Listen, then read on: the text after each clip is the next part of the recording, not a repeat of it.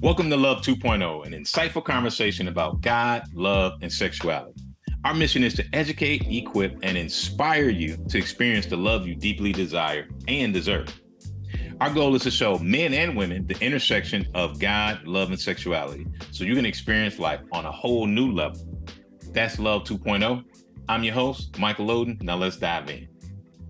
So, guys, today is our fifth series in our six-part series with Dr. Corey, where we're having a conversation about just various aspects of the marital union that couples potentially see themselves heading down the road of divorce because they have conflict, right? We talked about money, we talked about sex, we talked about kids, we talked about parenting, etc. Today's conversation, we're going to get a little bit touchy-feely and start talking about the emotional connection and/or the disconnect that may be causing couples to see divorce as an option.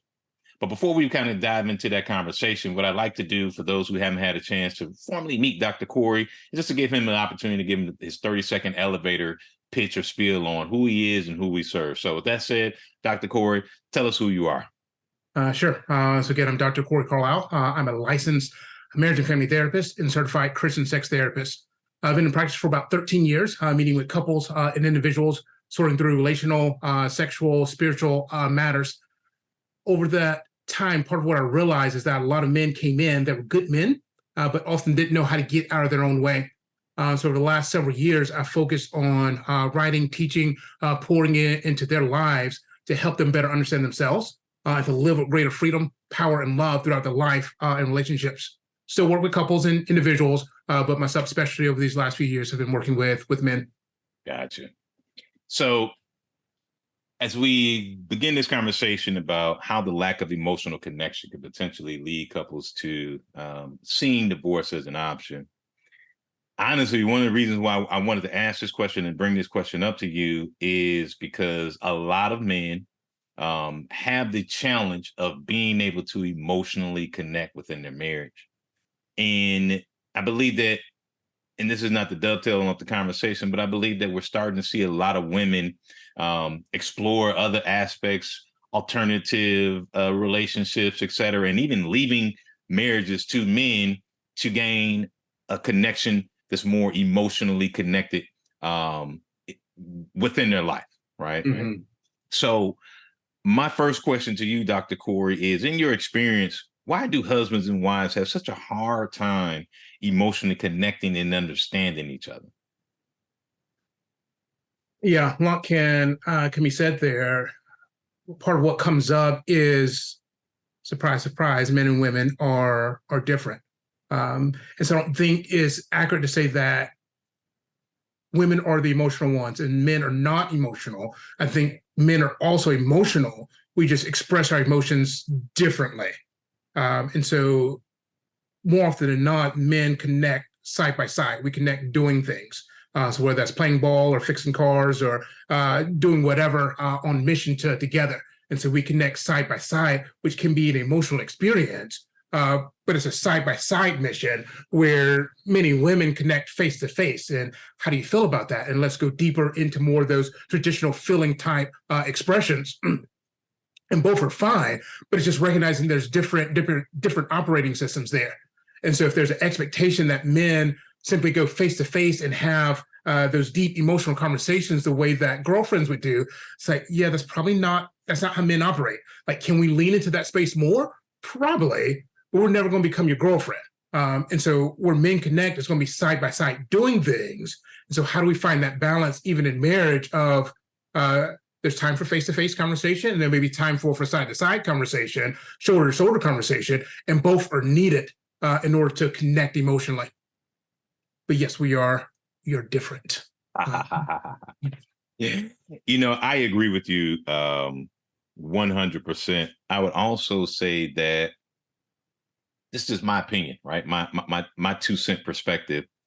I think that a lot of men do not have the experience of seeing another man, primarily in their childhood years, right? The most impressionable time in their life, seeing a man have those deep conversations and connections and being emotionally available Yeah. within the family and even in the marriage with the mom and dad, if there is one.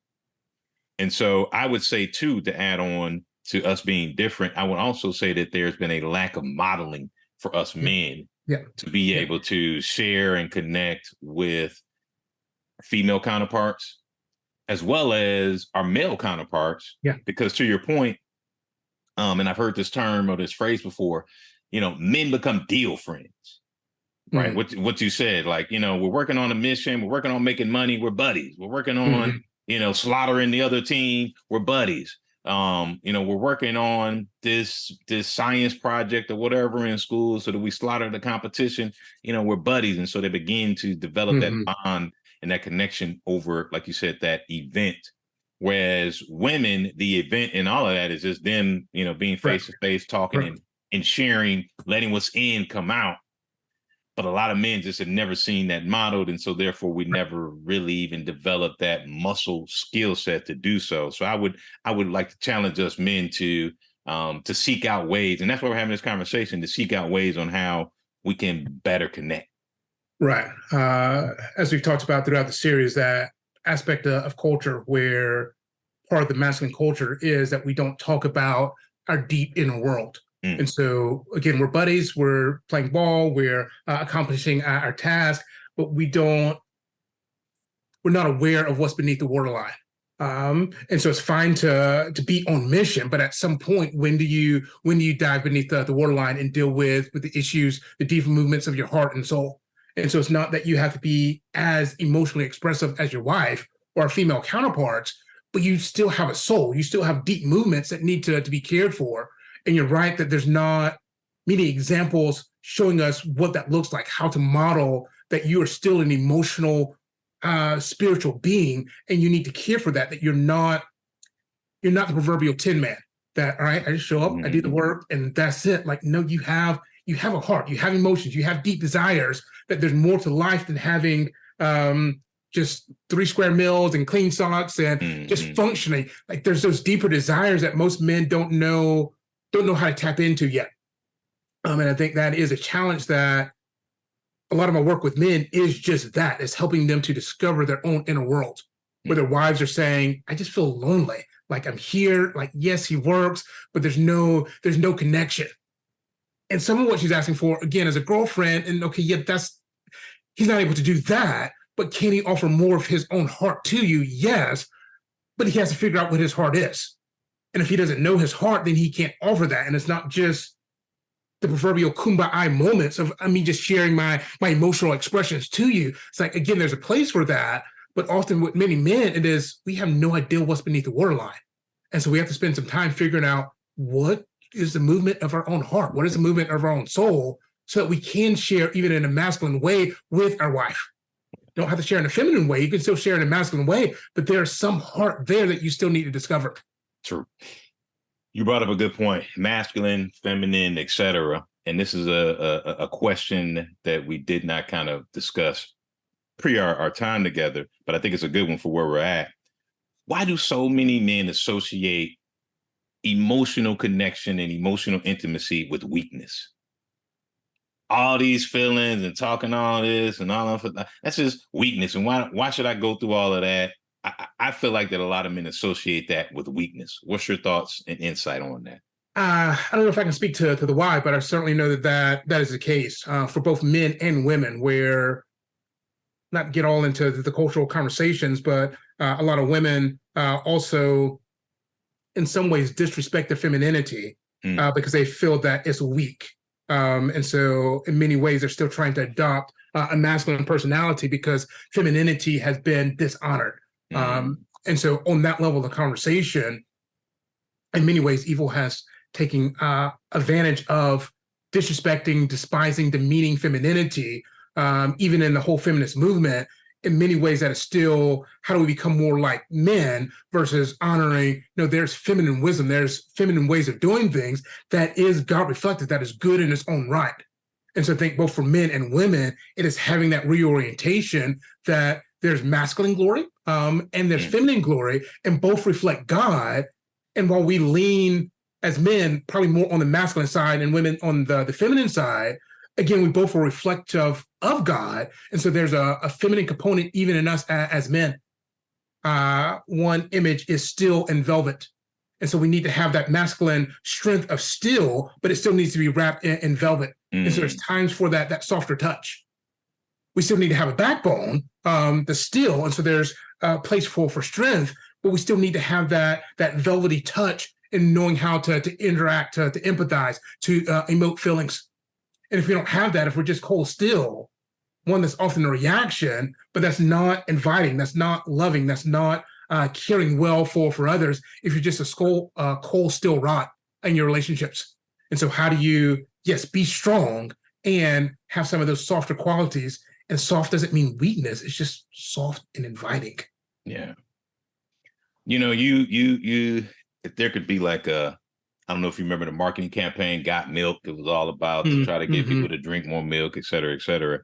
I like what you said about steel and velvet. If there was a way to get men to understand that your hard shell or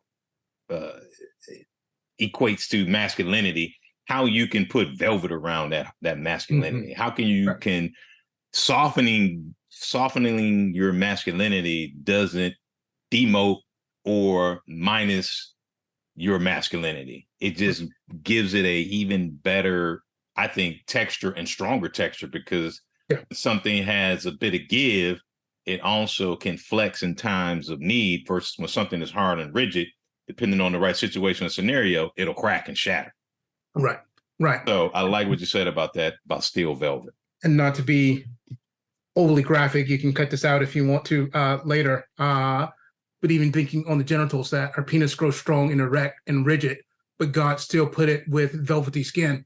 And so if you put a hard rod, like no wife is going to want just a steel rod. Like, that's not inviting. Wasn't the purpose, yeah. Right. But God put velvety skin around it, so it's still receptive, but yet it still has that rigidity to it. It still has strength to it, and that's an image of how we are to be as men. That yes, there's a rigidity, a strength, but it still needs to be wrapped in velvety skin so that it is able to be received. I love that. So what are some suggestions to help husbands and wives connect with each other on a deeper emotional level? It's, just what's one tip, strategy, et cetera, that you can just share to help couples better connect on a deeper emotional level? Some of it is simply carving out the time. Life is busy. We're in the hustle and bustle of everything. And so how can we carve out time, quality time, make it sacred for us as husband and wife, just to have some of those deeper conversations? There are many like conversation starter cards out there as well that, all right, we want to connect. Can we get some of those conversation starter cards and just, all right, like, what do you think about this, that, and the other, where it's not on the spot of, all right, we're here, start talking. If I don't already have something on mind to talk about, or again, we can talk about the logistics and problems of life, but how do we get to some of those deeper connections? I found those conversational starter cards be very helpful in that here's a conversation. So me and my wife did one, and it was, if you were going to start a restaurant, what restaurant would you start and why? Like, that's never a question that I would have thought on my own, but it gave us an opportunity of getting into, all right, here's what's going on with me. She, I think, wanted a seafood restaurant. I was going to do a cafe. But we got more into our story, able to share why that was important to us, but we couldn't have framed that conversation on our own. Wouldn't have thought of that on our own, but those cards helped to facilitate some of that deeper connection with each other. And I'm sure that, in our conversations, you never mentioned about starting a cafe or restaurant, et cetera. But at the end of the day, I'm sure that was just good, fun times for you and your wife to have, just good conversations. Just good times. You mentioned cards, start a conversation cards. I agree with that wholeheartedly. And I'll share a quick story. So back when I was in middle school and started to have the opportunity to have conversations with girls over the phone, what I used to do is take index cards, which you guys can't see, but got some index cards here. And I would write out 3 or 4 or 5 questions. Yeah. And it might have been something as simple as, what's your favorite color? What did you do this past summer? Et cetera. And I would use that to fill in any low points within our conversation while I was on the phone. And now as an adult, I can look back and realize, and even if having conversations with some women, that was always something that was very attractive to young women because we were able to have a conversation and emotionally connect via our words and thoughts. But it was because I was using these cards as kind of a crutch. Yeah. So I mean, a crutch or intentionality. And so it's important. When you're 10 or 11, it's a crutch. Gotcha. Fair enough. I'm intentional about this conversation. I wanted to go deeper. I wanted to go well. And so I'm spending some time beforehand thinking about questions that allow us to connect on a deeper level. And so whether that is writing it ourselves or getting the conversational starter cards, it's like, yes, I don't have to know everything. And so I can use it as a way of enhancement, a tool versus something that I'm hiding behind.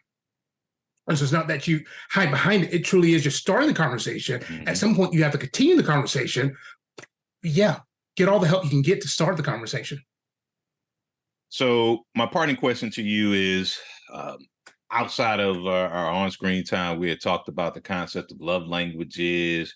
And one of the questions that I had is, how can couples begin to understand each other's love languages, and how can they use that to help deepen and strengthen their emotional connection? So tell us a little bit about, for those who don't know, what is love language, and love languages, kind of where does that come from, and then how you can kind of, an example or two of how one can begin to use that to deepen and strengthen the connection. So Gary Chapman has probably been 30 more years ago, originally published the 5 love languages. And so you have quality time, touch, gifts, acts of service, and I'm missing one. Physical touch.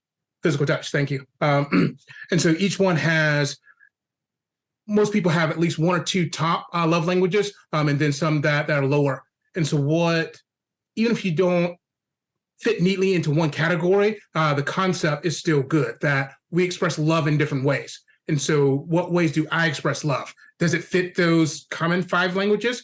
Great. If it's something else, have that conversation as well. But here's how I express love. And so for me, it is, say, words of affirmation and physical touch. And so how do I give that to my spouse, which is fine, but what is her love language? And so one of my wife's top love language is gifts, which is one of my lowest love languages. But I know that that's important to her. And so how do I be intentional about speaking love to her? Me affirming her and touching her is fine, but it doesn't resonate in the same way as when I get her a gift. It doesn't have to be anything big or expensive, but if that's her love language, how do I speak something that resonates with her and not necessarily just because it's important to me?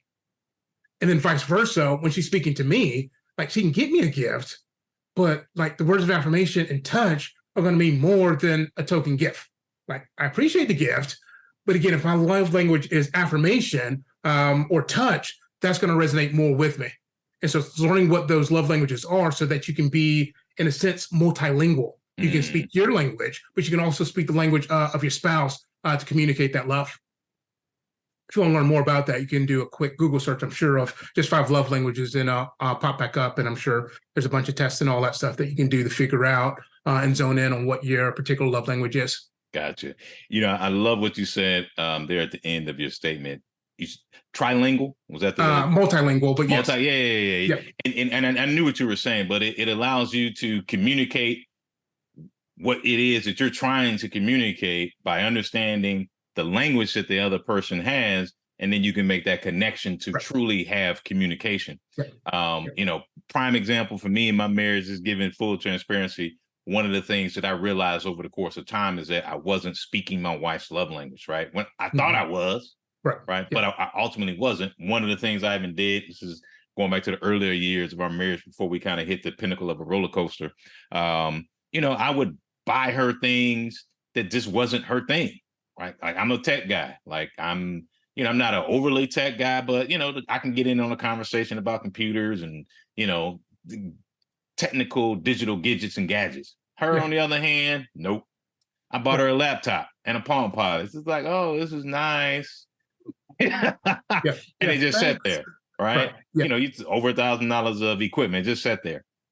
That wasn't what's really resonated with her. So I hadn't gotten my bilingual degree from Dr. Corey at that point in time in my life. But to Dr. Corey's point, as you begin to understand and to know each other's languages, then you can begin to translate what it is that you're trying to give. You're trying to show them love. What shows you love is not necessarily what shows them love. So learn how to make that translation, and then vice versa. And that brings you two together. Right. Where you don't have to give up those things that are important to you, but recognizing that she may speak in a different way. So ideally, she learns how to receive your expressions of love, that even though that doesn't necessarily resonate with her, she knows that that's an effort for you to love her. And so she can receive it as such, while you're still learning, all right, yes, she doesn't care for the tech. She receives it as love. She's learning that side, but how do I still speak her language as well? And so, yes, going back and forth on both sides. Yep. Absolutely. So as we part, what's a way that couples can intentionally create space for open and vulnerable conversations to help strengthen and deepen that emotional bond and lead them away from potentially heading down the road of divorce? Yeah, I will go back to intentional time together, quality time. Yes, while that's a love language, I think there's still value for us all to fight for our time together as a couple. And I'll put this in terms of fun dates and working dates. And so fun dates is simply hanging out, having fun with each other, where we're enjoying each other's company. And working dates are those deeper dealing with the business aspect of marriage. And so it may be finances or parenting or sorting through issues in our sex life from just a work standpoint. But it can also be these deeper emotional conversations that it's not necessarily fun, but we need to have these deeper conversations. How do we carve out space for those? We don't always need to have intense conversations. Part of the emotional connection is, again, the fun dates where we're just having a good time together. And we don't have to go deep, intense per se. It can be deep and meaningful, but not necessarily in a conflictual sort of way, to simply have fun and enjoy each other's company. I think finding regular rhythms of both goes a long way as far as finding that deeper connection. Can we be intentional about our fun together? Can we be intentional about our work together? That would be what I offer. I like that. And I do remember that as being a piece of advice that you shared with us. And it just helps couples to balance, right?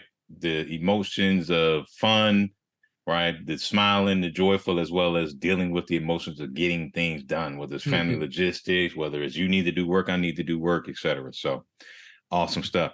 So Dr. Corey, with that said, I know that you handle people with all kind of big issues, sex, money, et cetera. You shared a bit about your concentration or specialty in working with men, but do you have the time and the bandwidth to help couples that are dealing with such things that they may consider small, right? Emotional connection and intimacy. Do you have time to deal with those types of situations, and do you have the bandwidth to help folks in those? Certainly, my practice is still open. So see clients in person in Swanee, and then online as well. And certainly some of these emotional connections is often what brings couples into counseling, where they want to connect and trying to sort through that. And so, yeah, they're more than welcome to come in. I'm more than welcome to join you in that story of navigating how to find that deeper connection emotionally and relationally. Gotcha. So guys, if you need some help and assistance in this aspect of your marriage, Dr. Corey will be more than happy to assist. As I shared in some of the previous episodes, Dr. Corey was very pivotal in helping my wife and I deal with challenges that we had in our marriage that almost led us to divorce. But that was 2018, that was 2023, 5+ years later. Our marriage is much better than what it ever was. And a big part of the reason for that was us spending time with Dr. Corey. So we hope that you take him up on his offer and reach out if you need some assistance. And with that being said, this is the end of our episode, guys. So we appreciate you. And as always, we look forward to seeing you on the next time. Talk to you guys soon. Have a great one.